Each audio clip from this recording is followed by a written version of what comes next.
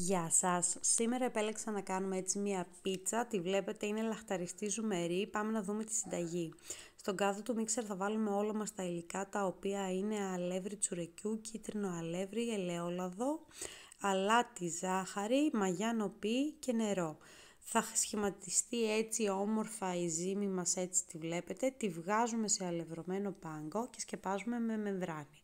Θα αφήσουμε να ξεκουραστεί για περίπου μία ώρα και μετά θα έχει φουσκώσει έτσι. Ανοίγουμε και θα κόψουμε τώρα σε κομμάτια. Για ένα μεγάλο ταψί της κουζίνας χρειαζόμαστε περίπου 800 γραμμάρια ζυμάρι, ενώ για ένα στρόγγυλο που χρησιμοποίησα εγώ χρειαζόμαστε 500 γραμμάρια.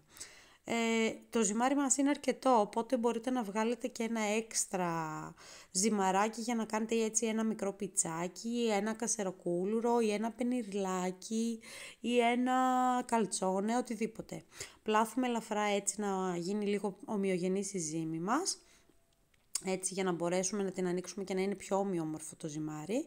Και αφού την πλάσουμε έτσι για να γίνει ομοιόμορφη, θα την ανοίξουμε. Θα βάλουμε στον πάγκο μας λίγο αλευράκι και θα πιέσουμε ελαφρά από πάνω. Εγώ έβαλα κίτρινο αλεύρι γιατί μου αρέσει, γιατί γίνεται λίγο πιο τραγανή η πίτσα με το κίτρινο αλεύρι. Ανοίγουμε με τον πλάστη στο επιθυμητό σημείο που θα μπορέσει να καλύψει ουσιαστικά όλο μας το ταψί, να μην γίνει ούτε πολύ λεπτή αλλά ούτε να είναι πάρα πολύ μεγάλη και να έχει έτσι ζάρες. Λάδωσα και αλεύρωσα με και το κίτρινο αλεύρι το ταψί μου και τώρα το στρώνω έτσι καλά να πάει παντού, να είναι ομοιόμορφο ουσιαστικά.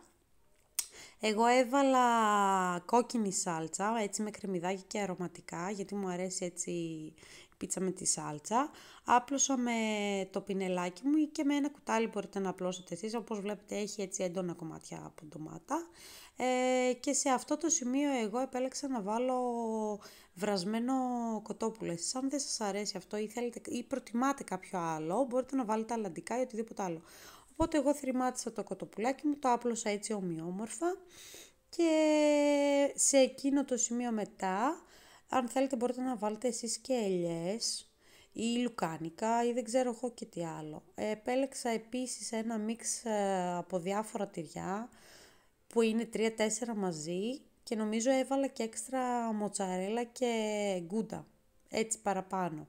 Για να έχει έτσι, να είναι και έτσι χλωτό και νομίζω και ρεγκάτο έβαλα από ό,τι βλέπω.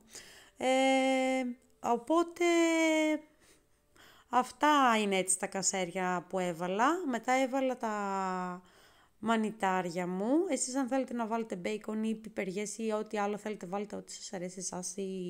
Σε αυτό το σημείο αν θέλετε μπορείτε να βάλετε έξτρα tip κρέμα γάλακτος που θα γίνει πιο ζουμερή. Εγώ δεν έβαλα, ήθελα λίγο να είναι πιο light. Τη βάζουμε στο φούρνο στους 200 για 18 λεπτά και βουαλά! Καλή απόλαυση!